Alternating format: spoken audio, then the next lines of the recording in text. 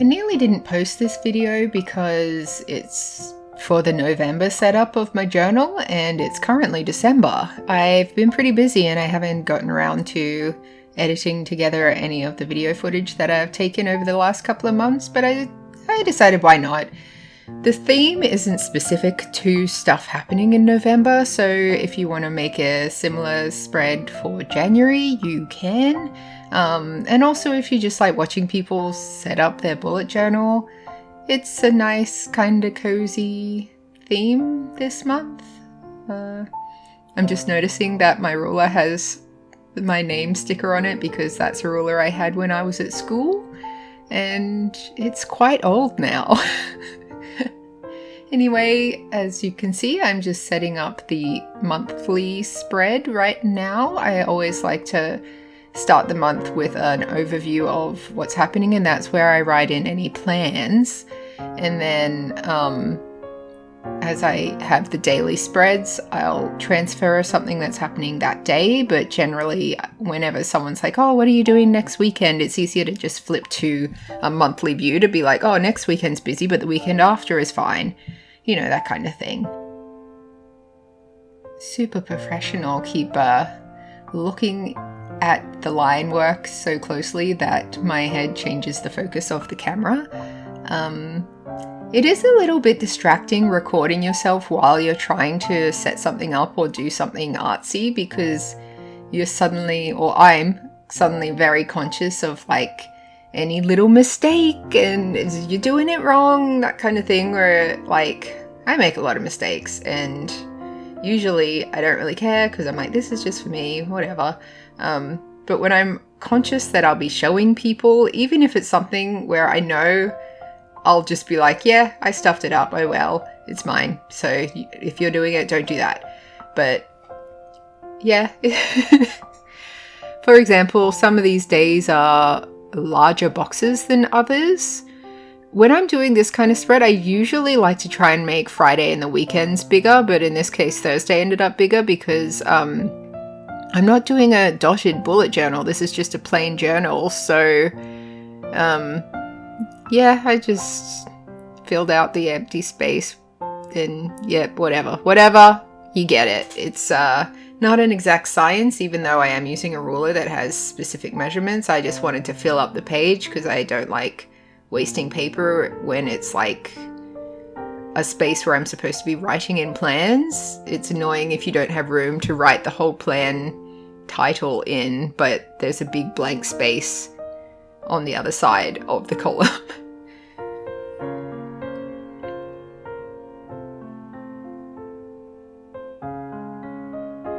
I write in those kind of dates. I'm usually looking at a calendar when I do this, and I just want to make sure I have enough boxes that, like, if there are 31 days here, I would need to have done an extra row, and I was just double checking that I'd done the calculations correctly, because there's nothing more annoying than putting your calendar in ink and then realizing that you're missing a day. And I really don't like it when calendars put 31 in the top left corner, like if there's like blank days at the beginning because they're from the month before and they've run out of room at the bottom. I just like the days to be visually chronological. I don't like it to be like, oh, and then you pop back to the top at the beginning of the month to write in what's happening at the end of the month. I have a special brain. Don't worry about it. And so as you can see, when I'm planning how the layout of the daily spread will go, I'm kind of just like blocking in 00 is what the date would be. Someday is what the day would be. So like Wednesday is obviously going to take up a lot of space compared to Monday, just because the letters are usually wider and also Wednesday has more letters in it. But I usually allow the whole top of the page for whatever the like day of the week's going to be. And I've gotten in the habit of printing them off so that they all match font-wise, because when I'm writing it by hand, the beginning of the month is usually nice and neat, and then the end of the month I have stopped caring and it's just chicken scratch scribble. So printing the titles has become a staple, and that way it's always pretty and I don't have to worry about it.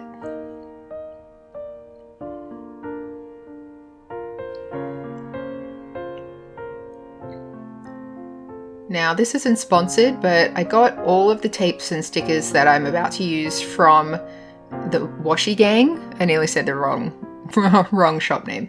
From Washi Gang, which is an Australian store, and the primary reason I use them is because A, they are Australian, which means it doesn't take 500 years to get here and it doesn't cost $50 to ship a single pack of stickers from America. But also, how beautiful are those envelopes? I love those so much. I love that. I actually ordered a second roll. There's a story related to that I'll tell you later. But anyway, being an Australian store is one thing. But if you look at their website, you can tell that the people running the store really passionately also care about like journaling and stationery, and like they get excited about the stickers and they curate their collection really well. So it's not just like you go there and they have all the washi tapes and you have to scroll through all the washi tapes if you're looking for a specific thing because they haven't organized it that well, which happens in a lot of stationery store websites. These ones, they have all these different categories. So if you're like, I want something with this color or I want something with this theme, you can look by theme, which is so helpful. Anyway, again, not sponsored, just a fan. And I'll just tell you the story with the envelope washi tape now, because otherwise I will probably forget. I ran out of the tape before I got to the end of the month, and I went to order some more and it was out of stock. So I put my name on the wait list of like, notify me when it's back in stock. But I didn't know how long that was going to take. So I did a thing that I don't condone, where I basically scanned in the artwork and then printed off my own tape using that. And you'll be able to see it towards the end of the month, because when I printed myself on the washi tape paper that I have, it's much paler, but you get kind of the same vibe. It's not as good, obviously. And then when it came back in stock, I ordered more. So now I have another roll. So I'll do another theme at some point using that same thing and be a little bit more sparing so that I don't run out before it's the end of the month. But like, I had to improvise, and yeah, that's the story. The story is that I did a naughty thing and basically made copies of the tape without the artist's permission. I'm sorry. I did order more tape though, so they got the money that I would have spent if it had been in stock. Yeah.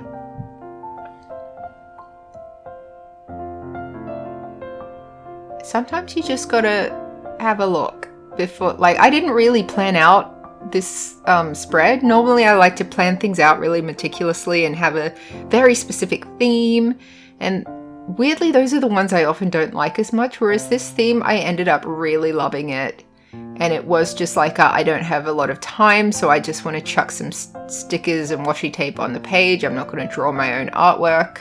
I'm not going to I don't think I even downloaded stuff like other artworks from online. Usually I make like a sticker page for myself where I've downloaded things from elsewhere. This is a case where I actually had a collection of stickers that I'd bought, and I'm like, well, this matches the colors, this matches the kind of theme, I'll just mix and match and use all of them. And I think it came out really, really well, which is a little bit annoying because I've been trying to like replicate what I like about the theme on this one in other months since then, and I just haven't really captured that spirit.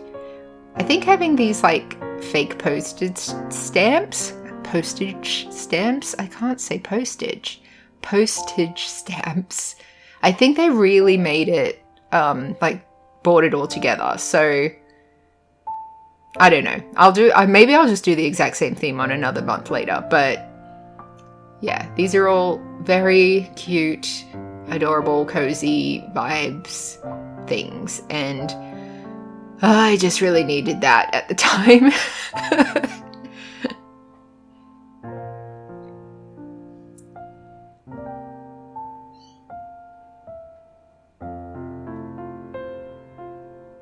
I realized that these stickers, you could separate the border from the stamp frame, and I didn't really want that. So I just sort of stuck the guy back in there. But it is kind of cool that you could just stick the frame and then like add your own artwork. And this is where I'm doing a little bit of surgery, trying not to cut the paper, but just cut the washi tape. Those tweezers, I've seen people in videos using those sticker tweezers, and I always thought they were kind of douchey, but since getting some, I get it. It's really, really helpful. Like, I might just use your fingers, and it's a game changer. Like, obviously I still am using my fingers, but when it comes to like trying to get the corners of stickers off paper, and especially like getting a good grip when there isn't a lot to grab onto, and positioning it so that like you can see the whole thing without your fingers in the way. It sounds like a stupid thing to be like, I need a special tool for that, but I need a special tool for that, and I have it, and it didn't cost very much, so shut up.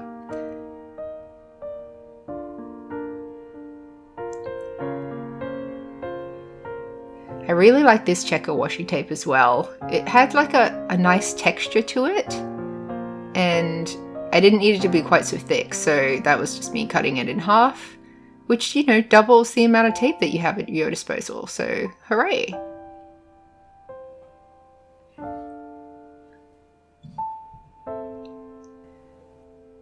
Now this part, it wasn't really planned, I just didn't want to be wasteful. So on the first page where I cut off the extra, so that it could sit on the bottom of the page, I decided that it looked kind of cute to just use the offcut and sit that on the bottom of the page on the daily spread. So that's kind of what I'm figuring out here.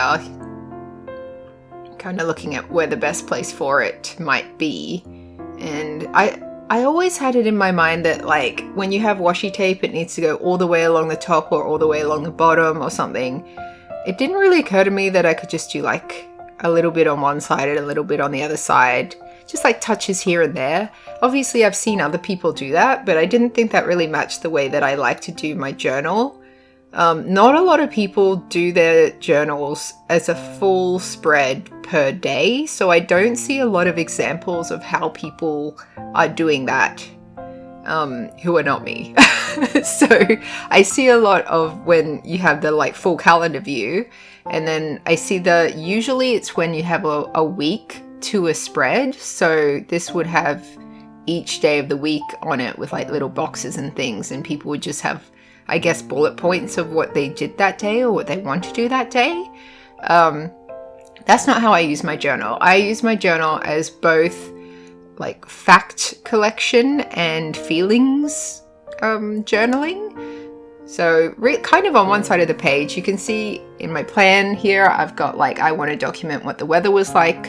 I want to document like what my priorities were that day, or like my to-do list, what media I've been watching or listening to or whatever. So if I'm playing games, if I'm reading a book, if I'm listening to an audiobook or a podcast, I like to document that.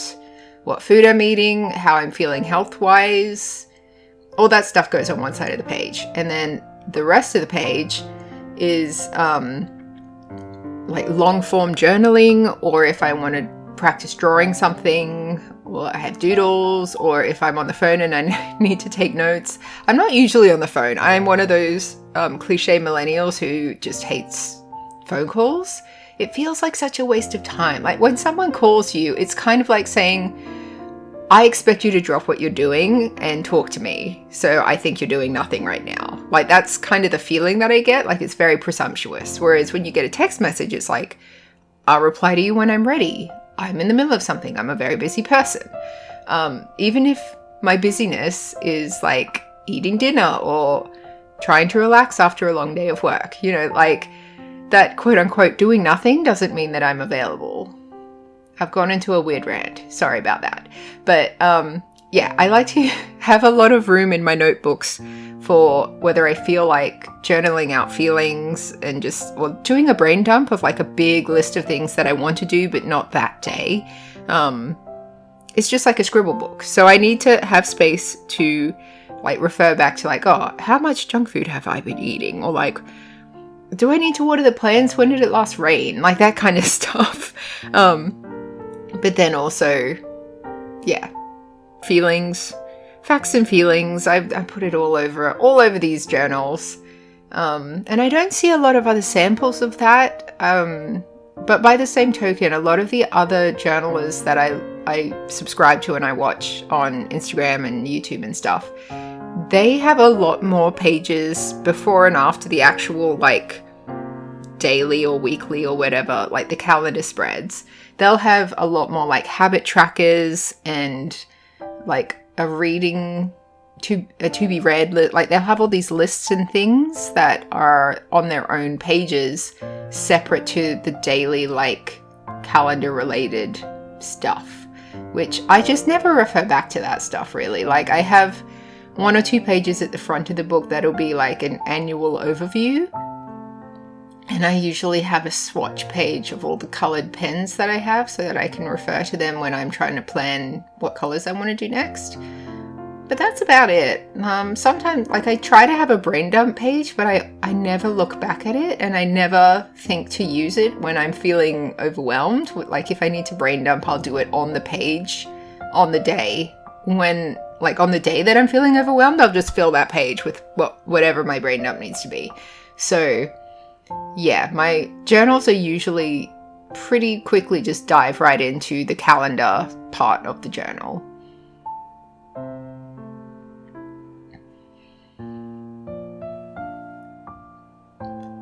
I'm kind of slowly setting up a process of how I'm doing the pages here. Every single time I do a new month that has a new design, there'll be a different method of like setting up the pages where after doing a few pages, I can get into like a meditative state. And in this case, it was sort of doing one element on each page first, rather than doing the whole page and then turning the page and then doing the next page. That changes every single time. Like sometimes I need to get the whole page done before I turn and do the next page. Sometimes like this, where I'm like, okay, well, I'm using this tape and it needs to be this long. So I'll cut all the tape and stick all the tape in, and then I'll get to the next element of that page and do that. And yeah, usually I get a loose piece of cardboard like you can see here so that the things, like my little headings, align. It's not always exact, but it's close enough that I don't really need to worry too much about like using the ruler to make sure it's exact or any of that business. I did struggle to draw these boxes because I kept forgetting like what I was putting in them. The boxes are for weather tracking, but I like to not only do like the maximum heat and the minimum heat and what the weather was like, but also the moon phase and what percentage the moon is at, and also what the phase is called, because I've been trying to like teach myself what they mean. It's actually very simple. So when you have like waning gibbous, the waning part means that it's like going away, it's getting darker each night, and gibbous refers to the shape that you can see that's illuminated. So it's either gibbous or crescent. And crescent is like when it's a smiley face, and gibbous is like when it's an eyeball or something, like an eye that's opening, kind of an almond shape. So you could call it like waning almond, but nobody does. They call it gibbous. I don't know where that word comes from. It sounds very silly, but that's what it is. And so yeah, waxing is like wax on, it's getting bigger. Waning is wax off, it's getting smaller. I don't know why I thought it was so complicated before I actually started tracking it and paying attention to what the phases were called. I think partially because usually if you look at a weather app, it really only reports on it if it's like first quarter, last quarter, full moon, new moon. It doesn't really elaborate on what the other phases are that are in the middle. But yeah, I just thought it was a bit of fun.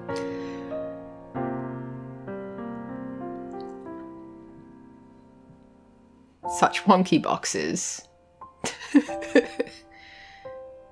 Whatever, they're fine. It's fine.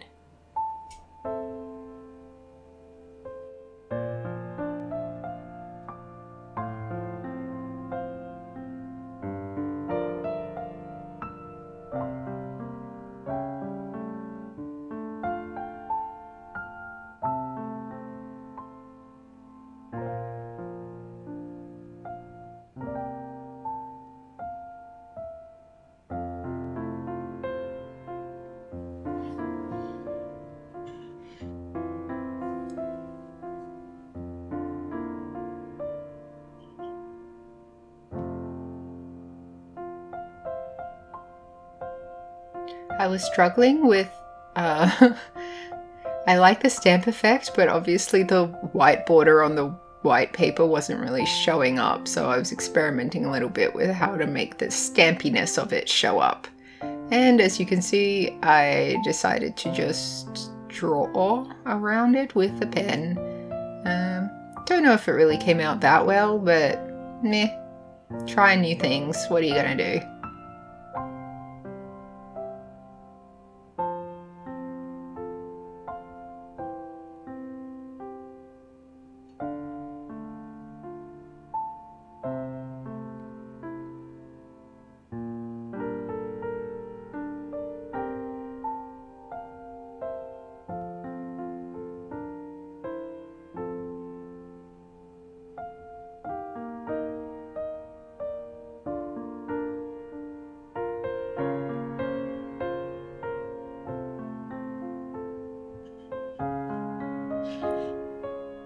Okay, so we've cut to where I've printed out some of the labels. This is me trying to get double-sided tape.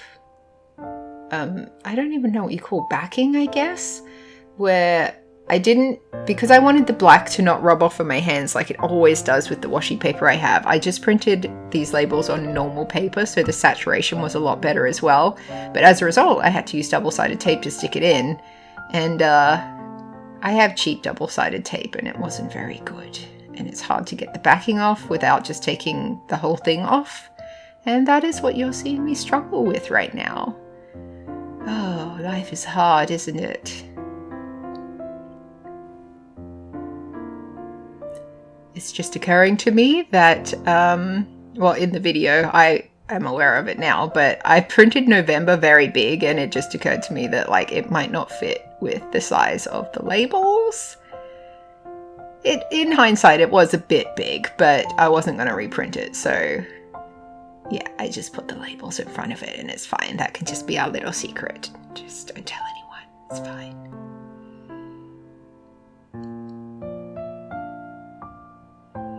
Now that was on washi paper, which is why I'm using a piece of paper towel to try and not smudge it everywhere. Yeah, it adheres properly. The ink adheres to the paper. It just, when it's too saturated, it does rub off really quickly. And it's because I'm impatient and I don't wait that long after I printed it before I'm sticking it on and putting my oily fingers all over everything. But it is a bit annoying, I'm not gonna lie.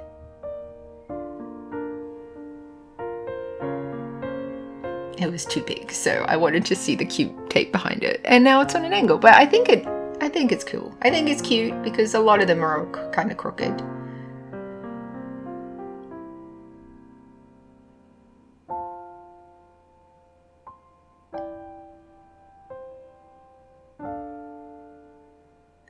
Yeah, I went back in and trimmed off a lot of the black. I decided I'd rather see the tape than just black paper.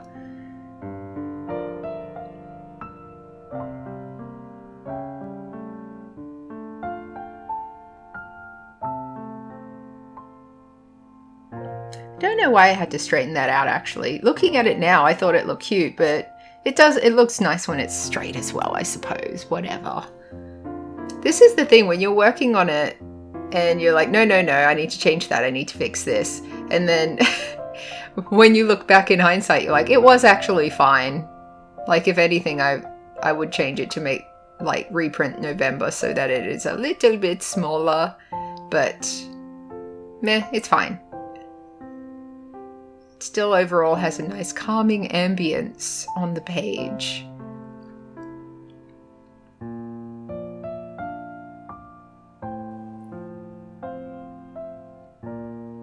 If you've made it this far into the video, well done. You get the secret cookie. That is, it's imaginary, but if you want to buy yourself a cookie, you can tell the universe that Beck sent you. Maybe comment cookie or do a cookie emoji or something, but you deserve a little treat. Thank you for caring about my bullet journal enough to watch this, or at least having it on in the background while you're doing other stuff. Now, I'm sorry to anyone who would prefer I use a ruler when I draw my lines. They're clearly not straight. I don't really care about that as long as they're basically in the right place, especially with like a cozy theme such as this, where having a little bit of imperfection makes it almost feel more cozy, more on theme. It feels more homemade because it is. But I understand completely if you're watching this and going like, you drew in the lines with a ruler in pencil and then you went over them in pen just loose and they're all like everywhere. Sorry about that. But not really, because it's my journal and not yours, so you can use a ruler. I don't want to use a ruler, at least not with pens. Sometimes I will, depends on the theme.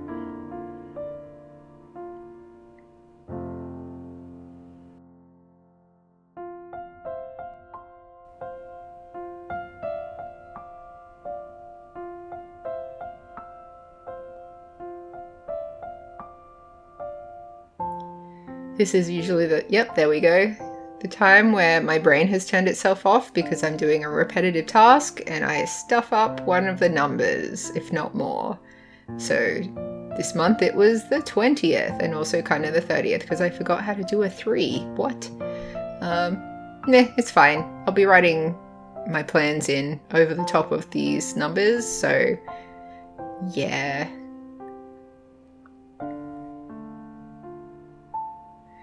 Sorry about the shaking. That is par for the course when you have an eraser, well, when you're using an eraser on the same desk that you have your camera set up. Makes the whole thing shake. Lots of fun. Or it probably doesn't help that the desk I'm using here is kind of on lifters. I don't really know what to call them, but basically I needed the desk to be higher because I like to cross my legs under the desk. And I didn't have room before, so I added things to raise the desk up, but that made it a little bit more precariously balanced than a normal desk would be, so it really, the whole thing shakes when I'm using an eraser. So that's a little bit of fun background knowledge for you.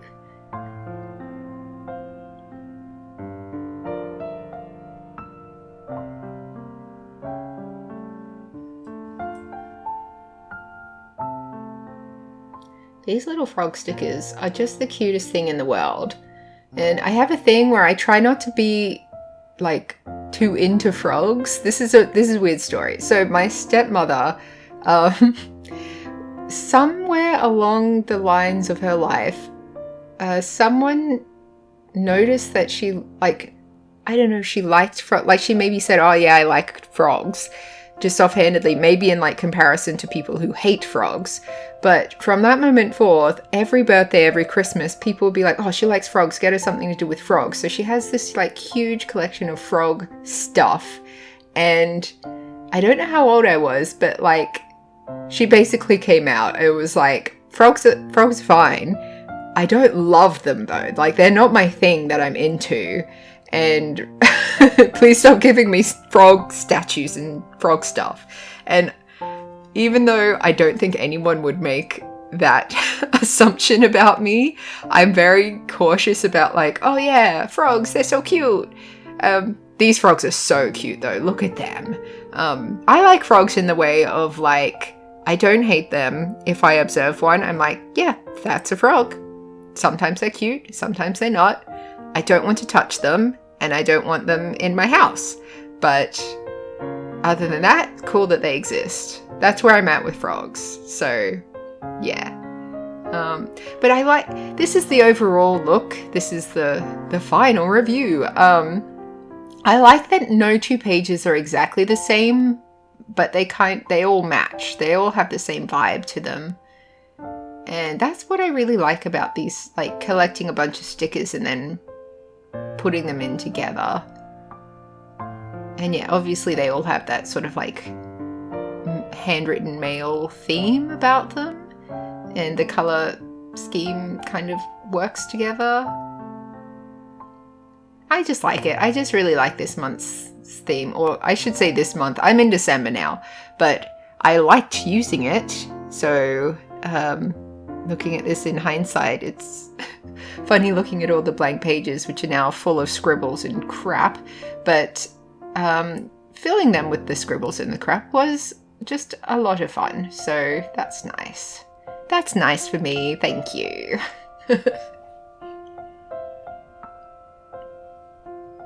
Now, some of these are from previous designs that I did, like the little croissant with the face and the coffee cups and that little cat.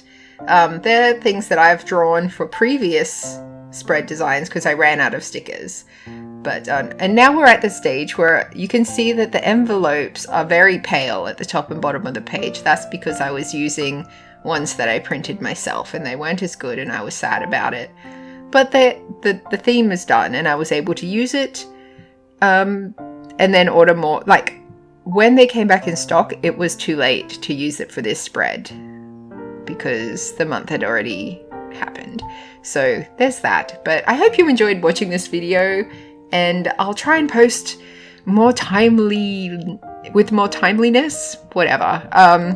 Yeah, have a good rest of your day, and I'll catch you next time. Bye!